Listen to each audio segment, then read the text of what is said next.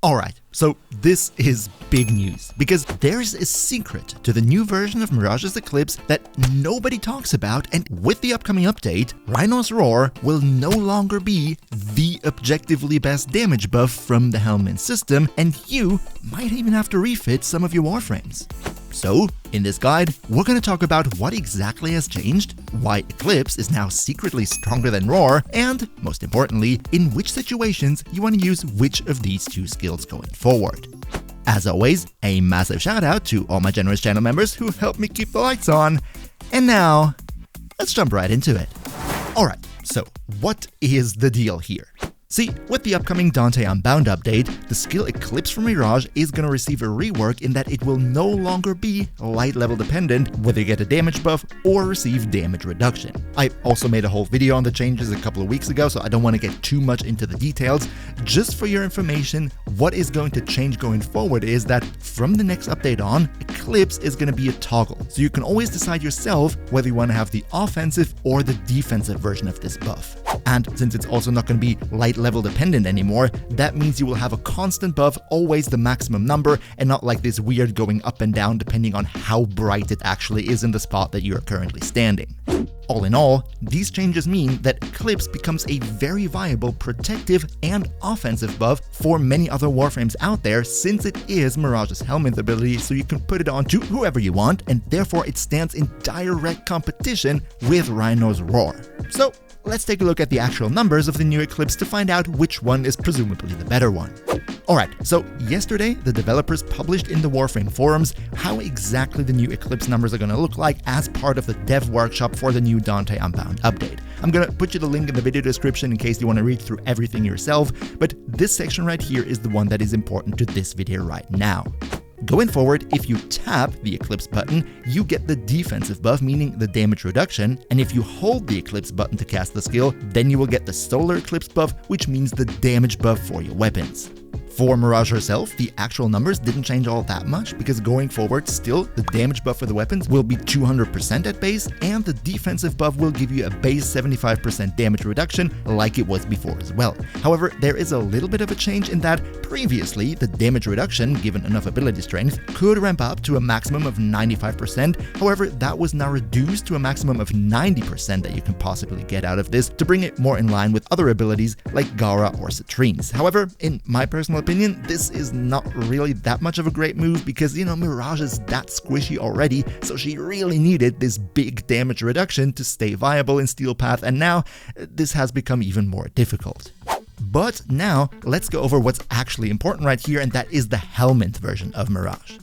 Now, with the Helminth version, beforehand, when you were standing in a very bright spot, you would get up to 150% damage buff at base from Mirage's Eclipse, while the damage reduction was capped at 75% and could not be increased any further. Good thing is, the damage reduction has stayed the same, so it's still going to be 75% going forward. However, the damage buff, and therefore probably the thing that 90% of you are using this skill for, has been reduced from 150% to only 30% to bring it in line with Rhino's Roar, which on the Helminth also provides just 30% damage buff. And here is a very funny thing, because the devs themselves bring up today's question, which is, you might be asking yourself, why choose to subsume Eclipse over Roar? And what they're stating is, quote, if pure damage is the goal, one would probably choose Roar. The idea is that they're equal-ish for weapon damage. But believe me, as we will see, even though both give you a 30% damage buff, they are anything but equal when it comes to weapon damage. So let me show you what I'm actually up to right here. Alright, so this might get a little bit mathematical, but please bear with me for a second. I'm trying to explain it as simple as I can, and I'm sure you'll be able to wrap your head around it. See, here's the thing. Purely mathematically speaking, if you have multiple different numbers and you multiply all of them with one another, then the result is usually going to be bigger than if you take the same numbers and just add them on top of each other. This probably doesn't come to anybody's surprise. However, for a Warframe, that means in order to make sure that your weapon deals the maximum possible damage, you want to have as many different types of damage multipliers applied to the weapon as you can. So, for example, on an ideal weapon build, you would have your base damage multiplier from Serration, your multi-shot from Split Chamber, then crit chance and crit damage, one element of your choice, and a faction damage multiplier. These are the basic 6 types of different damage multipliers that you can apply to a weapon. And since all of these 6 are different damage multiplier types, that means the numbers of each and every single one are going to be multiplied with one another. However, if instead we would take multiple of the same type of multiplier, let's just say for example Serration and Heavy Caliber, both being base damage multipliers, these two would only be added on top of each other, leading to diminishing returns and therefore a lower overall damage output. So, long story short, in an ideal world, to deal the most damage, what you want to do is have as many different types of damage multipliers on your weapon as possible. Alright, but now that we know that, what does this now actually mean for Eclipse and Roar? See, the thing with Eclipse and Roar is that even though both, when you apply them with the Helminth, give you a 30% damage multiplier, they are not the same type of damage multiplier. Roar, for example, and I'm sure most of you already know this because I keep on repeating this over and over again, is a universal faction damage multiplier, meaning Roar works like a faction damage mod like, for example, Bane of Grineer. This then in turn means in our damage formula, Roar is additive to your faction damage mod. So for example, if you have Bane of Grineer giving you plus 30% damage against Grineer, and then you have Roar giving you another plus 30% damage, this totals to a plus 60% damage to Grineer in this example here. Now, what about Eclipse? Eclipse is really interesting because Eclipse doesn't fit in any category. Eclipse is not a base damage, Eclipse is not a faction damage, Eclipse is a completely unique additional damage multiplier. Meaning if we take this formula right here and add Eclipse into it, this is like a 7th damage multiplier that is multiplicative to everything that came before. So at the end of the day, if we go for Roar, we still only have 6 different types of different damage multipliers because Roar ties into the faction damage that we already have, whereas with Eclipse, we gain a completely unique 7th different type of damage multipliers, which means we would expect the overall damage numbers to be higher with Eclipse instead of Roar. But don't worry, you don't have to take my word for that, I'm also going to show you in a practical test. However, before we jump into that, I would be super happy if you could maybe spare a like, because it helps the video out big time with the YouTube algorithm, so cheers so much for your support. But now, let's jump right into the test. Alright, so first of all, since the update isn't out yet, and therefore the new version of Eclipse isn't effective yet, I cannot subsume it onto any other Warframe to test it, meaning for this test, we're gonna take the original Rhino and the original Mirage, both using their version of their buffs. Since Rhino's and Mirage's base numbers, if they're themselves the ones using their buffs, are vastly different, I chose these two respective builds, equaling out the buff numbers on both Warframes to plus 90% damage in this case.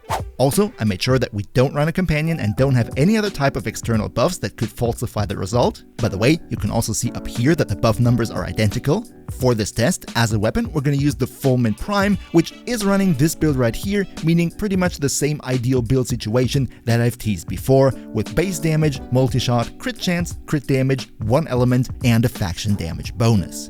For the test, we're going to use Infested because they don't have armor, meaning damage reduction through armor is not going to influence the result. And as we also see side by side right here, without any buffs applied, both Warframes do exactly the same damage. Now, let's first test how much direct damage we deal to the enemies with Roar compared to Eclipse.